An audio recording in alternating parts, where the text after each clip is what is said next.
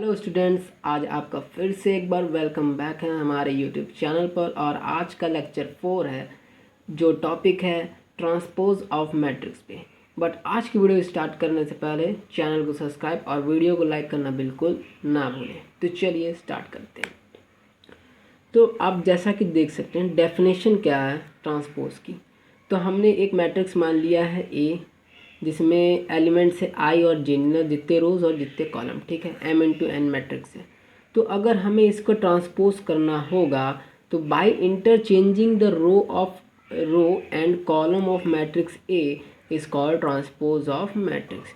तब हम उस मैट्रिक्स के रोज़ को और कॉलम्स को इंटरचेंज कर देंगे, मतलब रोज़ की जगह कॉलम कर देंगे और कॉलम की जगह रोज़ कर देंगे, तो वो हमारा मैट्रिक्स ट्रांसपोज ऑफ मैट्रिक्स कहलाएगा।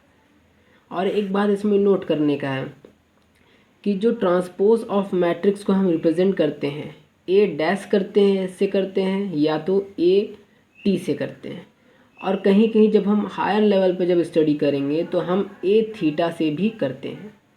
तो चलिए आइए एग्जांपल से हम देखते हैं। हमारे पास एक मैट्रिक्स है ए, जिसमें एलिमेंट्स हैं 2, 5, 3, 6, 4 और हाफ 1/2, ठीक। नंबर ऑफ़ कॉलम्स हमारे पास दो हैं, एक कॉलम ये है, एक कॉलम ये है।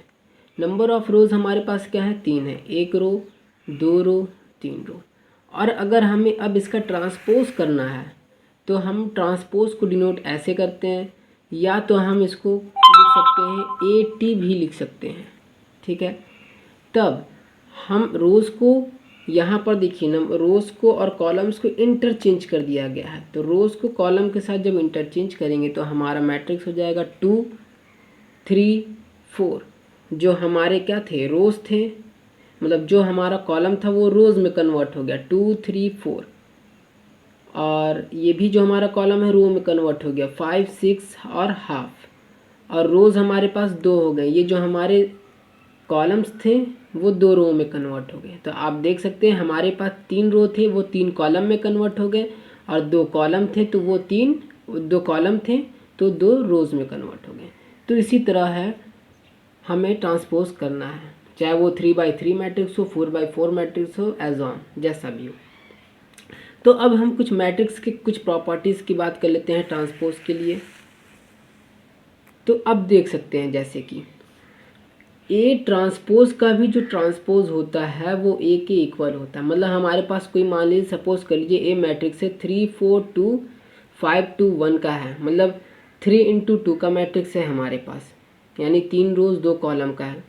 उसका ट्रांसपोज जब हम करेंगे तो वो हो जाएगा 2 × 3 का मैट्रिक्स हो जाएगा, 3, 5, 4, 2, 2, 1, ये हो गया। अब फिर हमें कहा गया है ट्रांसपोज का भी ट्रांसपोज जब हम करेंगे तो वो हमारा फिर से सेम मैट्रिक्स आ जाएगा। तो सही बात है, 3, 4, 2, 5, 2, 1, ये हमने मैट्रिक्स था हमारा जो मैट्रिक्स था 3, 5, 4, 2, 1। अब नंबर ऑफ जो कॉलम्स थे 2 थे, वो नंबर ऑफ रोज़ में कन्वर्ट हो गए, और जो नंबर ऑफ रोज़ थे वो नंबर ऑफ कॉलम्स में कन्वर्ट हो गए। तो ये हमने प्रूफ कर दिया। अब बढ़ते हैं। तो सेकंड प्रॉपर्टी है हमारी के और ए का प्रोडक्ट का ट्रांसपोज जो होगा, के प्रोडक्ट ए ट्रांसपोज के बराबर होगा, जहाँ के कोई कांस्टेंट होगा, जैसे 1, 2, 3, 4 या लैम्डा या ए, कोई भी लिख सकते हैं आप, ठीक है। तो हमने मान लिया ए मैट्रिक्स है 2/2 का, 4, 2, 6, 8 जिसमें एलिमेंट है।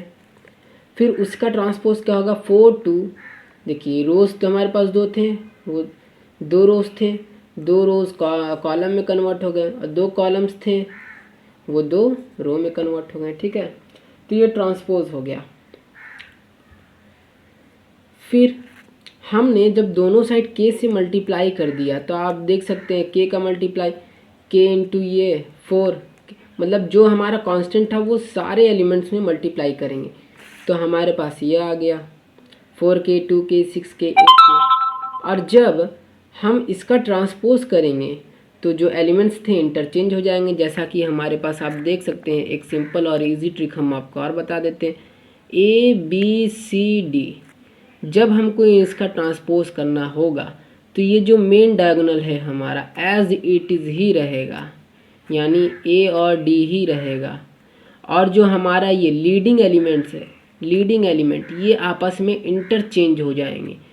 सी जो होगा बी की जगह चला जाएगा और बी जो है डी की जगह चला जाएगा। तो ये हमारा इंटर चेंजिंग हो गया और ये हमारा ट्रांसपोज हो गया, बन गया। ठीक है, तो उसी तरह हमने ये प्रूफ कर दिया। ट्रांसपोज है कि कॉमन ले लिया, 4 6 8 2 8 आ गया और यही हमारा क्या है, ए बार ए डैश है यानी ट्रांसपोज है। तो हमने ये भी प्रूफ कर दिया। नेक्स्ट आते हैं ए बी का प्रोडक्ट का ट्रांसपोज जो होगा बी प्रोडक्ट ए प्रोडक्ट के बराबर होगा। तो हमने सपोज कर लिए 4 मैट्रिक, ए मैट्रिक में 1 2 3 4 है, बी में 3 4 5 6 है, तो उसका ट्रांसपोज ए डैश और बी डैश है। तो हमने जब ए बी को प्रोडक्ट